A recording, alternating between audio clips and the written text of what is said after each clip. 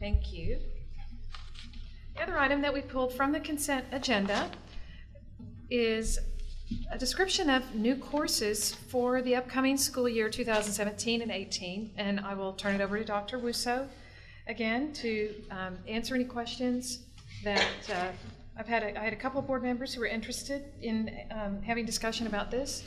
So Dr. Wusso, if you want to introduce it, and then if trustees, you want to ask your questions. Certainly, thank you.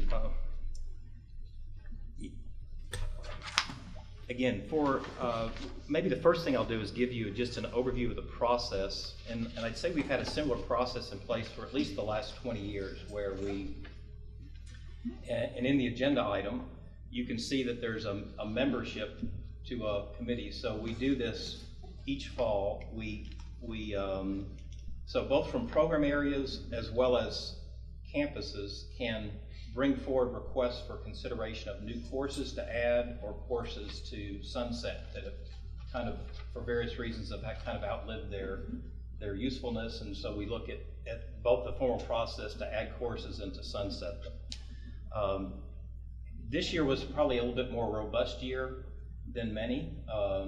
There are times when, so we look at various factors, and you can see in the report that we provided kind of what the budget implications are, what the scheduling implications are. There's a number of factors that go into things that we look at. But so what I can do is kind of go through why some of the courses that you see on the list this time appear, and so I'll go through this kind of in general. Then if you have any specific questions, I'm more than happy to entertain those, and you can more than welcome to ask them as we go through. But I'm going to go to the list that's part of that agenda item and basically go through that list.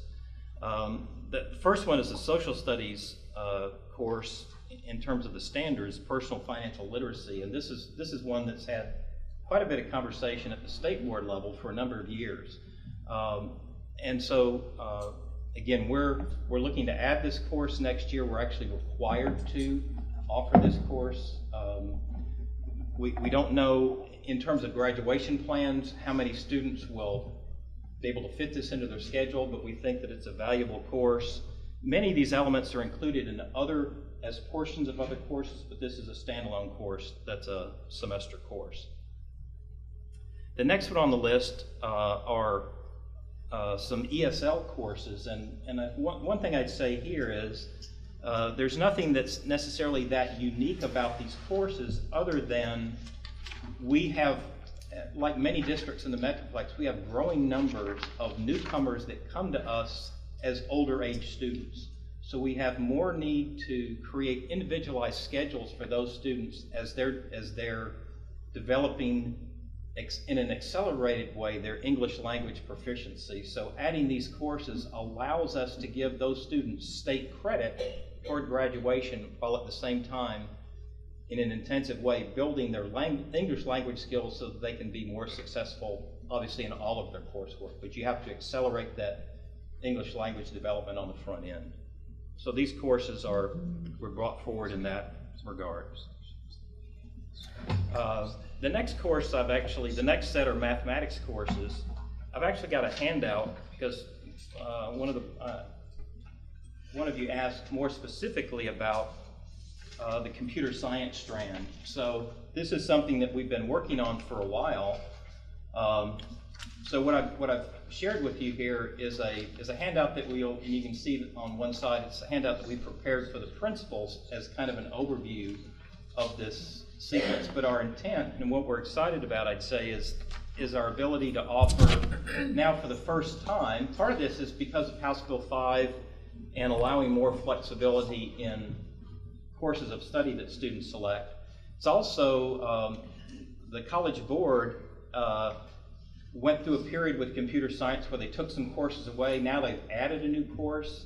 So for the first time in many years, we actually have a 9 through 12 sequence that students can take and progress through. And it took us a while to kind of figure out what the best sequence is. Actually, the AP course in this case, one of them is actually a freshman and sophomore level course rather than a senior course. So it's more of an introductory course. So we could answer specific questions, but that's, I'd say in a general way, we're excited. We've had much interest, we know. So this is part of I'd say a bigger effort. Our goal, short-term goal and long-term, is to have a K through 12 continuum of experience with computer science. We've been able to formalize that at high school first, but we'll be rapidly creating more formal experiences both at elementary and secondary. But again, the other thing I'd say here is that we've had students that have had this passion, have excelled in it, and I'd have to say, in some ways, they've almost done it in spite of us because we didn't have the coursework that really fit that need. Now we do for the first time, so we're excited about this. I just want to jump in and have a tremendous kind of shout out to Jim and his team. And this really did come from conversations that we had with some individuals in our community who wondered about this, and we were already working in this direction. And I just applaud your team for this work because it really did honor what some of our constituents said they felt like they would really like to see us bring for their children. So thank you. The next course there is a course for hearing-impaired students. Again, an elective course that we're excited about the opportunity. Then the next several courses are career education courses. The thing I'd say here is, as a general comment, there's a rotation in the state where the essential knowledge and skills in course areas are reviewed. Corresponds with adoption of textbook resources and things, but they also review the standards, the texts in those areas. So we've just come off of a fairly extensive review of career and technical education, which created a lot of, there were a lot of course name changes, course credit changes. So some of what you see here is kind of related to that or spin-offs of that. A couple of things that I'd mention, though, in particular, I'd say one in particular is the Principles of Biomedical Science. It's a Project Lead the Way course, and this is a strand that we're adding to our Health Science Academy. So we've been continuing to look and refine that program to make sure we've got viable options that we can create rich internship and practical experiences in the community. So we feel that this is one that will give us a whole nother dimension to the health science program, and are excited about. And again, we've had very good success and are happy with courses that are developed by Project Lead the Way. So this is something you'll be seeing additions to this each year as we continue to build that pathway.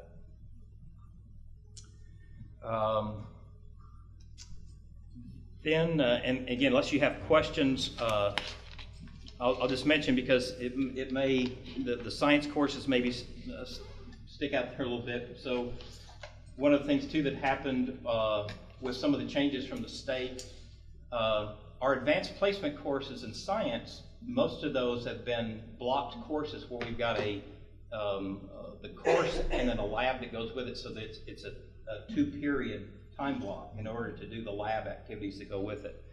Well, one of the things, and maybe I could say that privately, is that a little bit arbitrarily the state, without any other changes, changed the credit that we could give for that course from 1.5 to 2 credits to 1 credit. Well, that created a problem for us. So what we're doing here is creating a local lab experience to replace the AP state credit that kind of just got shifted out from under us. So there's not really anything new happening here other than we're maintaining that course structure that allows those courses to go forward as they've done, and because we think for those to be successful experiences, they really are a 2-period experience, not a 1-period experience. So in the past, they get 2 credits for taking those double block courses, or just 1? They get 2 credits. And so now under this new scheme, will both of these courses be weighted at AP credit weight? Yes, we've and there's a little bit of a sordid history of that, but what we've done too is we've maintained so that all of those courses are equivalent in their weighted credit.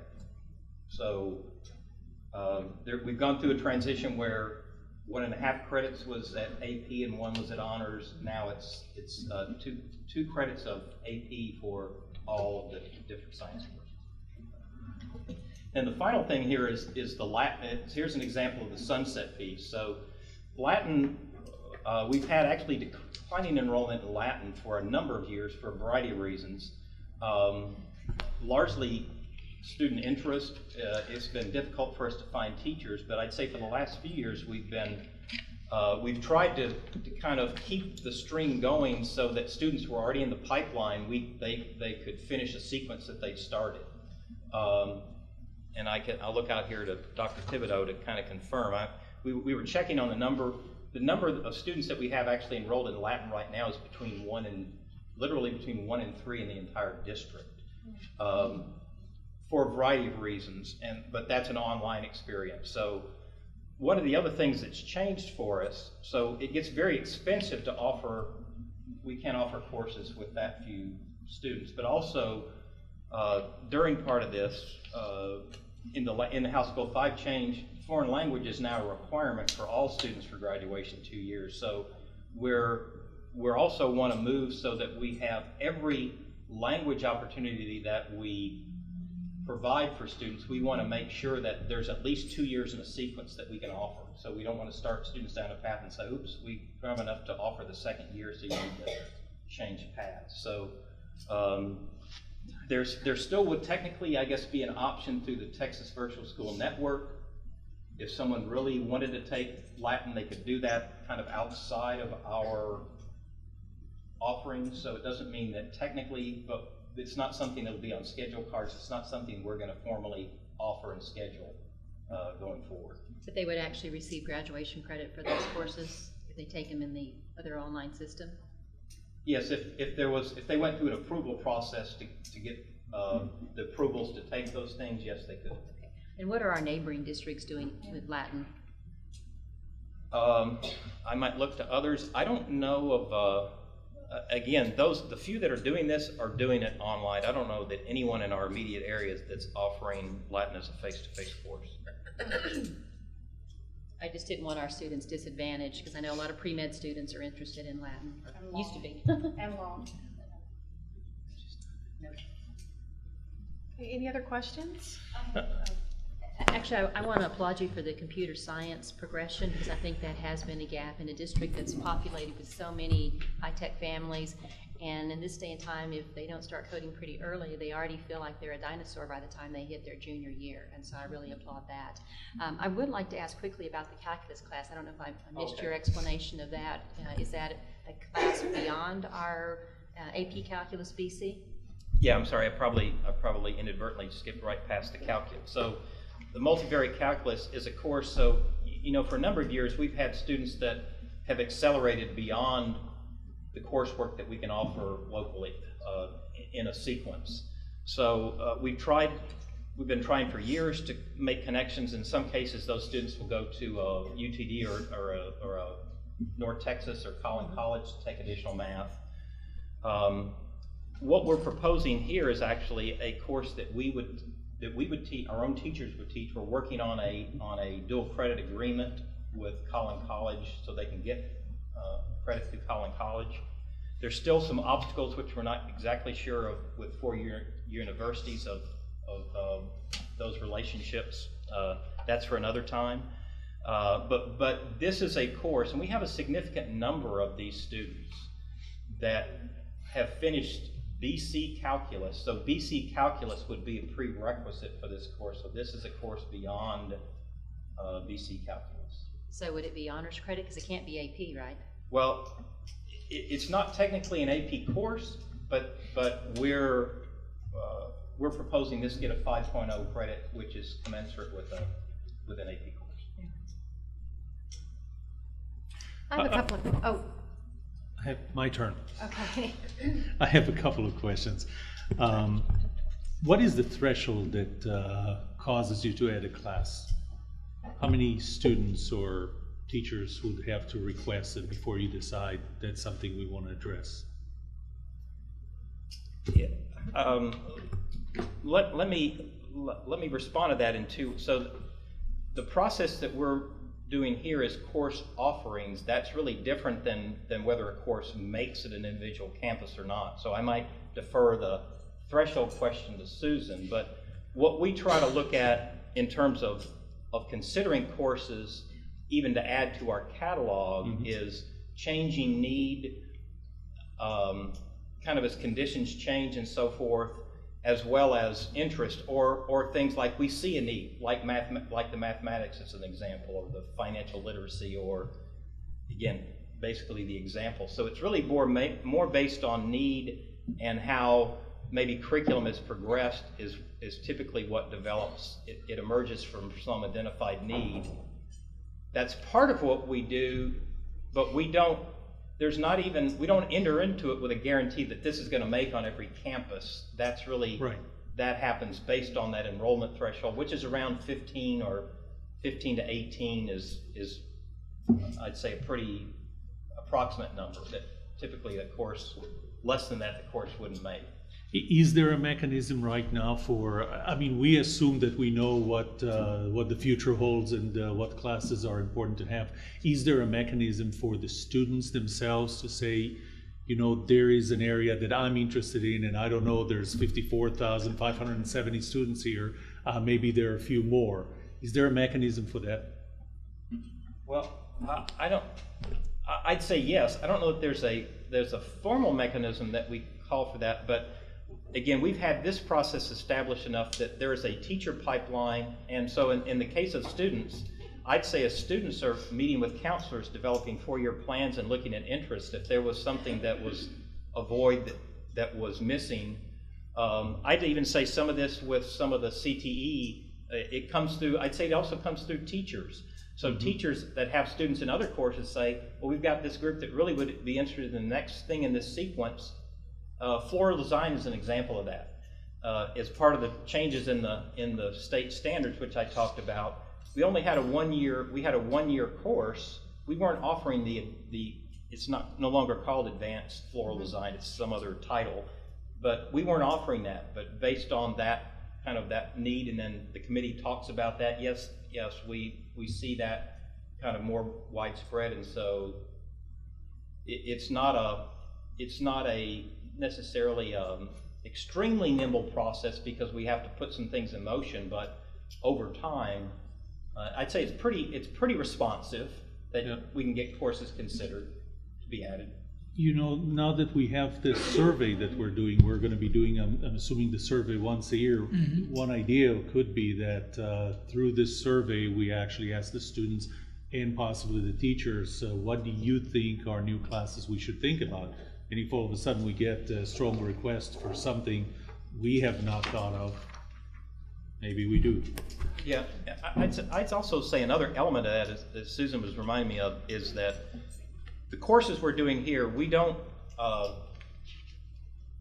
we have a process that we can, so these are all state approved. Right. Not all states do that. So there's a kind of a menu of possible courses that so that's something that's really even in the mix all the time, even separate apart from the formal process of considering your courses, is through conversations with teachers and student interest and need, making sure that our course offerings of we have a pretty, I don't know of many districts that have as robust a course offering set as Plano. So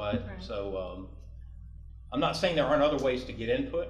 We'd certainly welcome that, but that hasn't been something I think that surfaced that we're not responsive to the needs. No, and I'm not suggesting we're not. I'm just suggesting let's make sure that we are. Let's make sure that there is a mechanism like that. The second question is, you talked briefly about online classes, whether it's the Texas Virtual School Network or any other, as long as it's approved in Texas. And I know that just recently, if it wasn't a few days ago, that we heard from a parent that was concerned about something about whether, Susan, you can probably say more about the concern. What was the concern there, whether it was included in the GPA or not? I think her concern was she was asking to have summer school courses treated the same way as eSchool courses. And So I'm not going to ask that as a question. I'm going to propose that as maybe something to think about, to make sure that we balance the, especially if we can't offer a class in class here, because even with 54,570 students, we are not going to be able to offer anything to everyone. And if we offer the alternative of go take this online, to probably not punish the students for doing that, whether it's through GPA or anything else. Just kind of think about what a mechanism. And I saw your response, Susan, and I understand it. It's just something we should probably be thinking of. If we do offer them something we don't offer, we send them over to take a class online or anywhere else, that we have some kind of mechanism that they're not punished for it because they're interested. yeah, that's what it is currently. Our rationale is really in order to encourage as many students as we can to take an online course before they graduate. They can take up to 3 courses that are not included in their GPA. That's what our current practice is.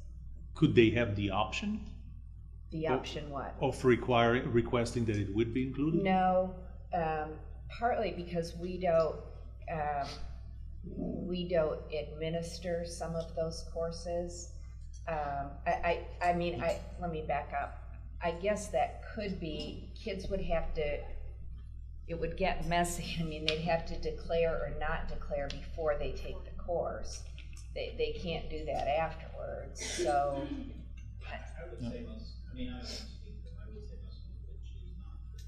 Yeah, I would too. I don't speak for them, that we could certainly do some kind of a survey of our existing codes and see what that.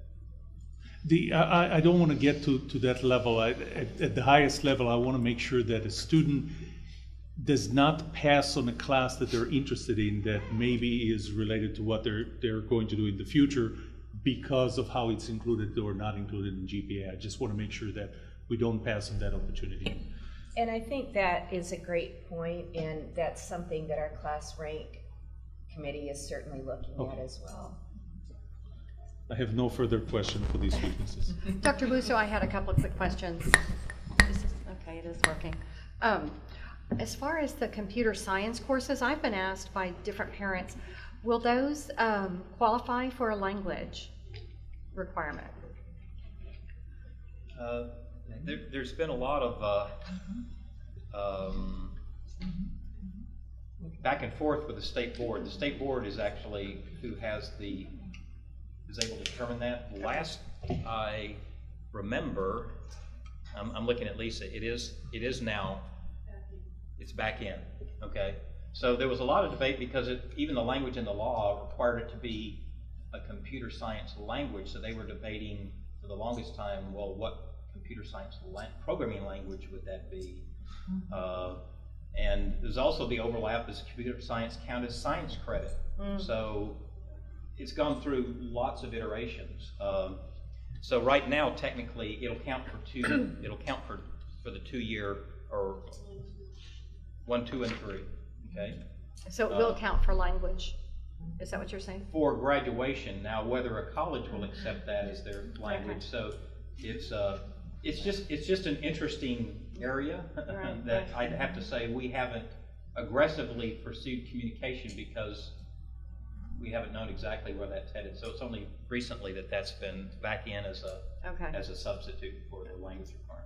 Okay, and the other question I had, we're always talking about providing coursework for our students to have future opportunities. And I wonder, do we have any kind of course that we can offer in cybersecurity? Because that is a very high demand job right now. And I know that our students participate in the hackathon, and I just wonder if that's a course that we could contemplate finding and delivering. Yeah, that's a very good question, and that's actually one of the course areas that we looked at in this new course consideration this year. It's something that may resurface I don't know exactly what we'll call it, with the high school academy the Future Industry Academy conversation. Okay. One of the things that we're finding with cybersecurity, I summarize the concept this way, is that as we've talked about this with both University of North Texas and Collin College, what we probably would have that seems more appropriate are the precursor coursework to the real cybersecurity. That's a lot of those things are more advanced that would be beyond the sequences that we offer in high school. So we look to see that's probably going to be part of a sequence, but it's probably not going to technically be a cybersecurity course. Cryptology. Well, I just look at the multivariate calculus that we're offering, and I see these kiddos who just are leaps and bounds. You know, you can't stop them. So, Jim, let me go back to, I can't remember if this was Tammy's question or Nancy's question about if the state allows this computer sciences to operate as a language satisfaction, but colleges do not, would we have the ability as a district to uniformly say we're not allowing that to count as a language requirement here in PISD? I'm concerned with the state doing one thing and universities saying, no, it's not going to fly, and we're graduating a bunch of kids who can't get into Texas universities. Yeah, I'd say as a practical matter, it probably becomes more, I'll answer that two ways. It probably becomes more of a counseling issue of what we counsel students to. Part of the reason we haven't counseled that, I'd say really up until now, is because of confusion around it.